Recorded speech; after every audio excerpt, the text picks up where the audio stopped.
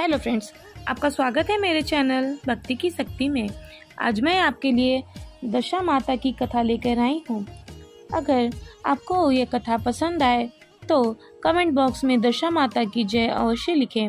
और यदि आप मेरे चैनल पर नए हैं और अभी तक आपने मेरे चैनल को सब्सक्राइब नहीं किया है तो प्लीज़ सब्सक्राइब कर लें और बेल आइकन पर प्रेस कर दें ताकि मेरे नए आने वाली वीडियो की नोटिफिकेशन आपको मिलती रहे।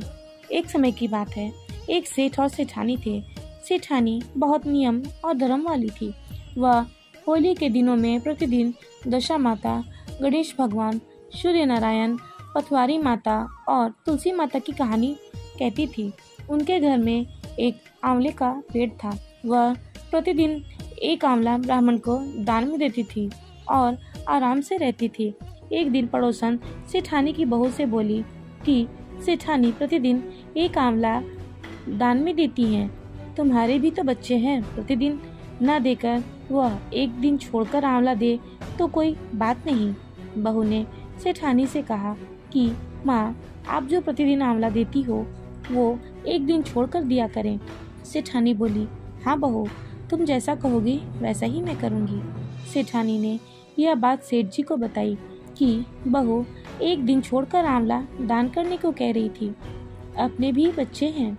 बहू के मन में यह बात आ गई है, अब हम लोग यहाँ से कहीं दूर चलते हैं। फिर सेठ सेठानी दोनों आधी रात को घर छोड़कर चले जाते हैं। दोनों उजाड़ वन में पहुँच जाते हैं। आगे एक छोटा सा मंदिर आया। उस मंदिर में दोनों रुक गए। रात में सेठानी दशा माता से प्रार्थना करती है कि कल आंवला कहाँ से लाऊंगी, कैसे मेरा नियम पूरा होगा। उनकी करुणा भरी आवाज दशा माता ने सुन ली। वहाँ रातों रात आंवले का पेड़ उग गया। सुबह उठकर सेठानी ने आंवले का पेड़ देखा तो वह बहुत खुश हुई। वह मन ही मन सोचने लगी कि दशा माता जी, आपने मेरी सुन ली।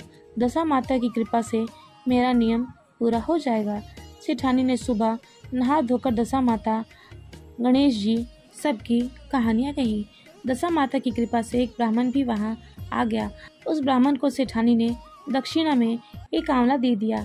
फिर आगे सेठानी अपने नियम अनुसार प्रतिदिन एक आंवला ब्राह्मण को देने लगी। सेठानी की तो बात दूर दूर तक फैल गई।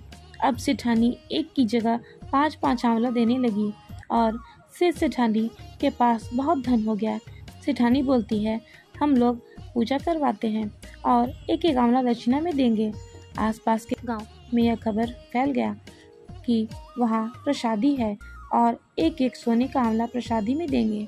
उधर सेठ सेठानी के घर छोड़कर जाने के बाद ही उसके बेटे बहू के घर में खाने की बहुत कमी हो गई और वो बहुत भूखे रहने लगे। उनके भूखे मरने की नौबत आ गई। जब बहू पानी भरने गई तो उसको पता चला कि कोई प्रसादी कर रहा है और सोने का आंवला दक्षिणा में मिलेगा। वो घर आकर अपने पति से कहती है कि हम लोग भी भूखे रहते हैं। जब मैं पानी भरने गई तो पता चला कि कोई प्रसादी कर रहा है, दक्षिणा में आंवला भी मिलेगा, हम लोग भी प्रसादी में चलते हैं। उसका पति बोलता है कि तुम्हारे चाले लगकर सब कुछ खोया मैंने। एक समय था जब अपने घर में भी एक आंवला दक्षिणा में दिया जाता था, अब दूसरों के घर आंवला लेने जाएंगे क्या। फिर सेठ सेठानी का बेटा बहू वहाँ गए। सेठ सेठानी ने उन्हें पहचान लिया और आपस में बातें करने लगे कि हम लोग तो इनके लिए खूब सारा धन छोड़ कर आए थे, इनकी ऐसी हालत कैसे हो गई। सेठ सेठानी ने बेटा बहू और सभी आए लोगों को दक्षिणा देने के लिए बैठा दिया। बहू ने अपने पति से कहा कि थोड़े आंवले आप अपने पास रख ले। बेटा उसको फटकारता हुआ बोलता है कि पहले ही तुम्हारे कारण हम सब भुगत रहे हैं, अब मैं तुम्हारे बहकावे में नहीं आऊँगा, तुम चुपचाप बैठ जाओ और सबको दक्षिणा दो। जब सभी आए हुए मेहमान भोजन कर चुके थे तो सेठ सेठानी बोले, अब हम लोग चारों भी जिम कर लेते हैं। सेठानी ने नीम के पत्तों की चटनी भी बनाई। सेठानी सबके पत्तल में परोसती है और नीम की पत्तों की चटनी भी परोसती है और बोलती है, हमारा नियम है कि हम पहले चटनी खाते हैं। बेटा बहू थोड़ी थोड़ी चटनी ही चाट रहे थे तो फिर सेठानी बोलती है, क्या हो गया, ऐसे क्यों चाट रहे हो, आराम से खाओ, चटनी। बेटा बहू कहते हैं, चटनी बहुत कड़वी लग रही है। सेठानी बोलती है, तुमको माँ बाप भी ऐसे ही कड़वे लगते हैं। सेठानी के ऐसा बोलने पर बेटा बहू बहुत शर्मा गए। उन्हें बहुत पश्चाताप हुआ। सेठानी बोलती है कि हम तो सब कुछ तुम्हारे लिए छोड़कर आए, तुम्हारी ऐसी हालत कैसे हो गई। उसके बाद बेटा बहू उनके पैरों में गिरकर बोले, आप दोनों वापस घर चलो। सेठानी बोली, अब हम तो नहीं आएंगे वापस, तुम्हारे भी बाल बच्चे हैं, तुम लोग आराम से रहो। बेटा बहू नहीं मानते हैं और फिर बोलते हैं कि आपका घर है, वो आपको तो आना ही पड़ेगा। माँ बाप को दया आ जाती है। बहू कहती है कि भले ही आप एक के बजाय 5-5 आंवले दान में देना, पर आप हमारे घर वापस चलो।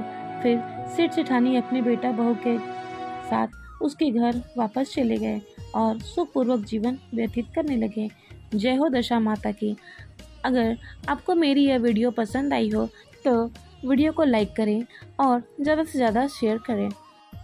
वीडियो में अंत तक बने रहने के लिए आपका धन्यवाद।